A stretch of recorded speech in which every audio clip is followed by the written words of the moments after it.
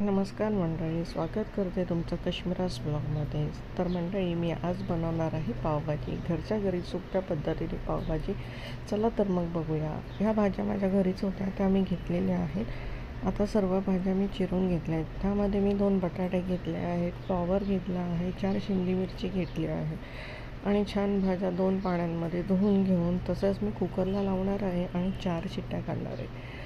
आता मंडळी, तुम्ही बघू शकता छान भाज्या वाफवून झालेल्या आहेत. कुकरला 4 शिट्ट्या दिल्यामुळे छान मऊसूत झालेल्या आहेत. आता आपण स्मॅशरच्या साहाय्याने ते बारीक करून घेणार आहोत. छान स्मॅश करून घेणार आहे. 1-2 शिट्ट्या जास्त केल्यामुळे काय होतं, छान बारीक वाफवून घेतल्यामुळे स्मॅशरने व्यवस्थित बारीक होतात. तर मंडळी, मी 2 मोठे कांदे घेतले होते, 2 टोमॅटो घेतलेले, 1 शिमला मिरची बारीक चिरून घेतली होती आणि सर्व मसाले आणि आलं लसणाची पेस्ट. तर मंडळी, मी जी बनवणार आहे पावभाजी ती तेलामध्येच बनवणार आहे. तुम्ही तेलामध्ये किंवा बटरमध्ये तुमच्या चॉईसनुसार बनवू शकता. 2 बारीक चिरलेले मोठे कांदे मी तेलामध्ये छान प्रकारे फ्राय करून घेतलेले आहेत. कांदा जरा ब्राउनिश झाल्यावरती मी 1 टोमॅटो चिरून जो टाकला आहे, त्याच्यानंतर शिमला मिरची बारीक चिरून टाकली आहे.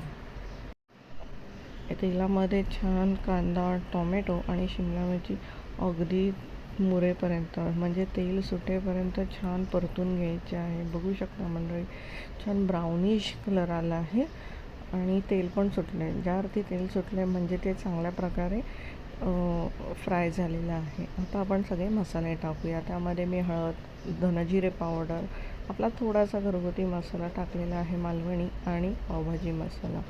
पावभाजी मसाला टाकून परत हे सगळे मसाले टाकून कांदा टोमॅटो छानपैकी परतून घेतलेला आहे, जेणेकरून मसाले चांगले मुरले गेले पाहिजेत. त्यानंतर आपण चवीनुसार मीठ टाकायचं आहे.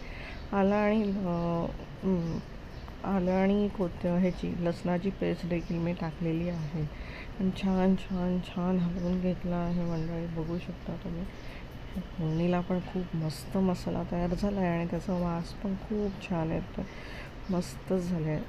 काही लोकांना चटणी म्हणून पण हे तुम्ही खाऊ शकता. त्यानंतर आपण मॅरिनेट केलेल्या सगळ्या भाज्या, स्मॅश केलेल्या भाज्या छानपैकी कढईमध्ये त्या मिश्रणात टाकलेल्या आहेत आणि छान मिक्स करून घ्यायचं आहे.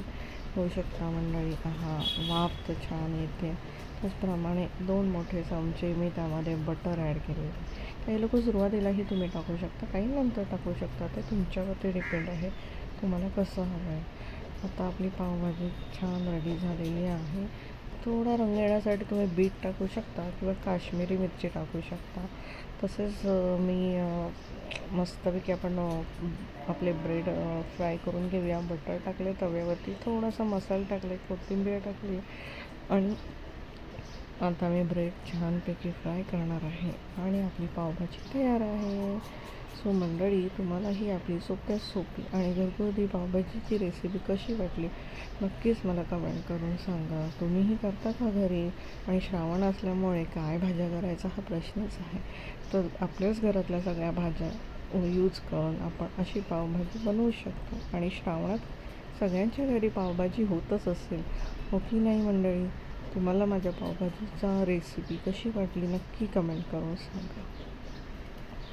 तर मंडळी, अशाच सोप्या घरगुती रेसिपीज बघायच्या असतील तर कश्मीराज ब्लॉगला सबस्क्राईब करायला आणि कमेंट, शेअर, लाईक करायला विसरू नका.